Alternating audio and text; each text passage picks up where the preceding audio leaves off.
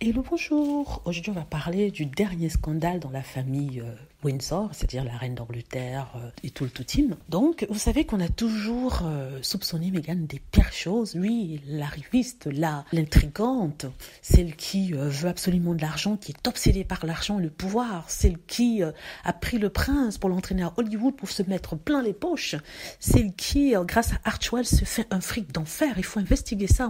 On va savoir d'où vient tout cet argent et comment Archewell utilise cet argent. Elle n'a pas le droit d'utiliser Archewell pour payer son style de vie. Donc, le plus étonnant ici, c'est que ces gens préfèrent fermer les yeux sur des scandales incroyables dans la famille royale, mais ils spéculent sur la possibilité d'une chose qui aurait pu arriver avec Meghan. Je m'explique.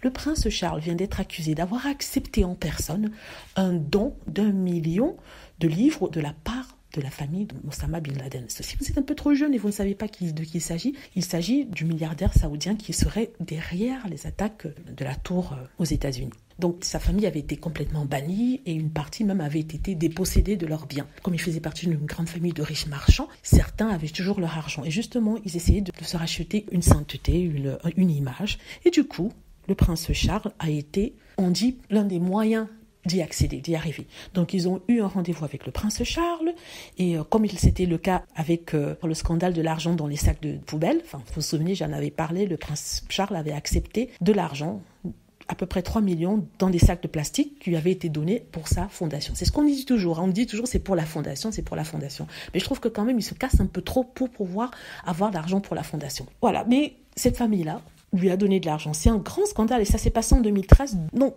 on se dit, mais comment se fait-il que ce scandale passe aussi inaperçu? Ça n'éclate pas comme toutes les histoires horribles qui ont été racontées sur Meghan Markle. Si ça avait été Harry et Meghan Markle, je vous assure qu'on leur aurait enlevé les titres, on aurait demandé à ce qu'ils perdent presque tout. Mais ici, étrangement, ça sort dans un petit journal, rien n'est commenté. Les commentateurs royaux qui d'habitude sont les juges et maîtres de Harry et Meghan n'en parlent presque pas. C'est le silence presque radio, ou alors quand ils en parlent, ils en parlent assez laconiquement, assez rapidement, sans donner de commentaires personnels, commentaires qui ne se gênent pas de donner quand il s'agit de Meghan Markle.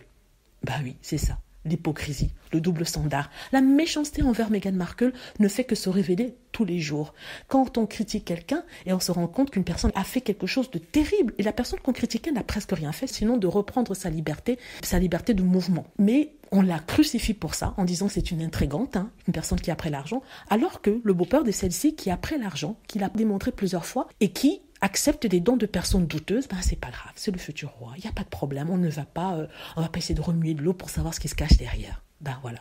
C'est comme ça se passe dans le monde, c'est comme ça se passe à Windsor, c'est comme ça que ça se passe en Angleterre. Il n'y a que des personnes qui sont pro-Meghan et des activistes qui disent que ce n'est pas normal, il faut qu'on en parle plus, mais ils sont étoffés par le vacarme incroyable des conservateurs et des pro-royalistes. Voilà, j'espère que ça va aider à démontrer à tous les haters de Meghan Markle et du prince Harry qui s'acharnent à dire qu'ils vont faire tomber la famille royale, de montrer que ce sont eux les aveugles, ce sont eux les hypocrites, ce sont eux les menteurs, parce qu'ils préfèrent fermer les yeux sur ceci qui est une chose horrible, amorale, terrible, mais ils préfèrent persécuter un couple qui n'a eu pour tort que de vouloir vivre leur vie, reprendre leur liberté. Voilà, c'est tout ce que je voulais dire. Dites-moi ce que vous en pensez. J'espère que vous avez aimé la vidéo. N'hésitez pas à cliquer sur like si c'est le cas, à vous abonner pour plus de vidéos et à cliquer sur la petite cloche afin de avertir lorsque je poste une nouvelle vidéo. Merci.